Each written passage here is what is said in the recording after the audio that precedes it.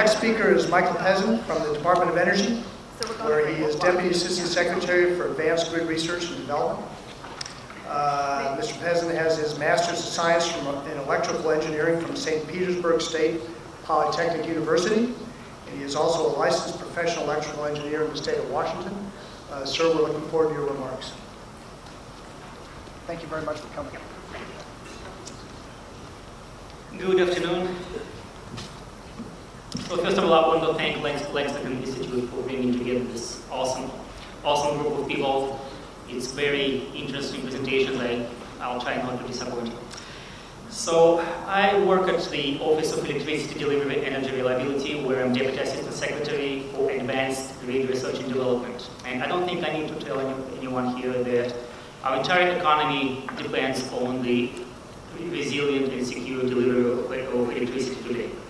So the mission of our office is to deliver and strengthen delivery and improve resilience of electric grid, provide security, and make sure that electricity is affordable and be available to all citizens. So you've seen over the past several decades there have been significant developments that led to broad adoption of ICT, information and communication technologies on the electric grid, the process that we call smart grid. So there's a number of these technologies, and it will take me a whole day to talk about them, but I was told to stick with 6-minute time slot. So I just picked two technologies to talk about on two different parts of the electric grid. So one technology that's called synchrophasers, or phasor measurement units, or they call shortly PMUs. So this is technology that is installed across the bulk electric system, which is distribution, transmission system of electric grid. And it provides very accurate measurements of what's happening on the electric system. So this allows all operators to have very good visibility in real time of what happens on the grid. And the purpose of this is to prevent the outages such as one that happened in 2003. It was a rolling blackout on the East Coast, and it cost the economy billions of dollars. And the whole reason for this outage, there was no visibility of what happened. So today, largely thanks to the federal Smart Grid Investment Grant, we have fully deployed infrastructure of the synchrophasers that now all operators have visibility to the grid. But going forward, we want to identify the strategies to build this PMU network while protecting this data. So we want to push opportunities for further large-scale data analytics, increase efficiency, and bring data into the control room for grid operators. So the protection of this communication network and its data is paramount and will continue to use on our nation's ability to have secure delivery of electricity. But we are working on solutions that allow us to access this data while at the same time maintaining data security and privacy for potentially competitive data industry. Why I'm mentioning this? So there is, on one hand, we want to have data available to as many researchers, as many organizations as possible. On the other hand, this data has some sensitivities, so there needs to be a solution that allows the compromise. On the one hand, you can access this data. On the other hand, the data has to be protected and accessed only by the people who need to have it. So I can spend another 2 hours talking about this. I can take it offline. But let me talk about the other technologies, which is on the other side of the spectrum. And this is smart meters. That is the part of advanced metering infrastructure.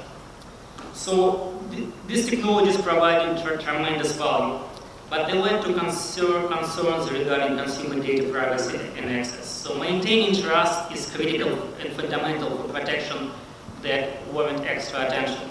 So for example, earlier this week, the Colorado Public Utility Commission mandated that local investor-owned utility Xcel Energy has to meet the Green Button Connect My Data standard, which gives utility customers control to automate secure transfer of their own energy usage data to authorized third parties. So with the expansion of detailed data energy usage records and sharing in mind, United States Department of Energy, in partnership with Federal Smart Grid Task Force, developed a privacy code called DataGuard. So DataGuard provides utilities and third parties with a framework for handling and protecting customer data.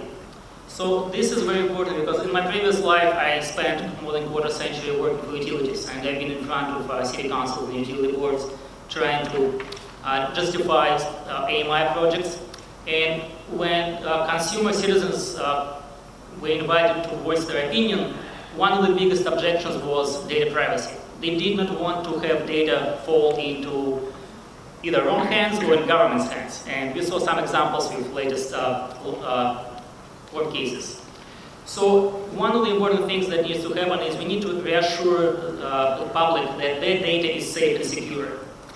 So this initiative that we launched about a year ago, and it's just been announced several months ago, so we leverage stakeholders from across the industry. So it included utilities, regulatory bodies, consumer and privacy advocates, technology providers and associations. And what we did, we developed the voluntary code of conduct for data privacy through an open, transparent, consensus-driven process that includes public open meetings and work groups. So as a result of this process, we developed a Data Guard Energy Data Privacy Program that includes 5 key tenets. So the first one is consumer notice and awareness, to ensure that customers are given prior notice about privacy-related policies and practices. Another one is customer choice and consent, to support customers to have a degree of control or access to their own customer data. Customer data access and participation, identifying that customers should have access to their own customer data and should have the ability to participate in its maintenance. Integrity and security, customer data should be accurate as reasonably possible and secured against unauthorized access. And finally, self-enforcement management and redress, to outline enforcement mechanisms that should be in place to ensure compliance with these principles. So it is a voluntary code of conduct, it's not mandatory. But these standards, even though they're not required, they do represent the output of the industry-driven process that provides companies a framework for establishing practices that protect the access, use, and sharing the data that meet essential customer requirements. So utilities and other third-party vendors can use data guard standards to, and we have a trademark on data guard standards seal. They can reassure the customers that they are compliant and proactively taking steps to protect the sensitive customer and energy use information.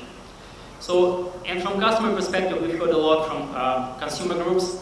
They want to see something that being harmonized across the industry that they can look at and say, well, this data is secured. Sometimes it's just a perception, sometimes it's actual policies and practices in place, but that makes customers more comfortable and they can start using this data.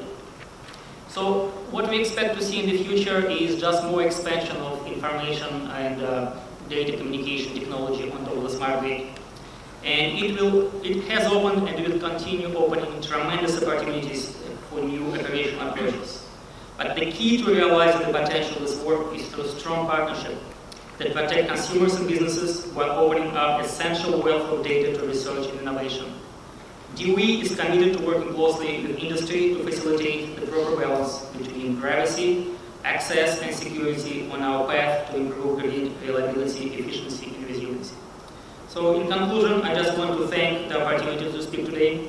And I only had 6 minutes. I'd love to talk about this for the next 2 hours, but I'll try to catch up with anybody who's interested after that. Thank you.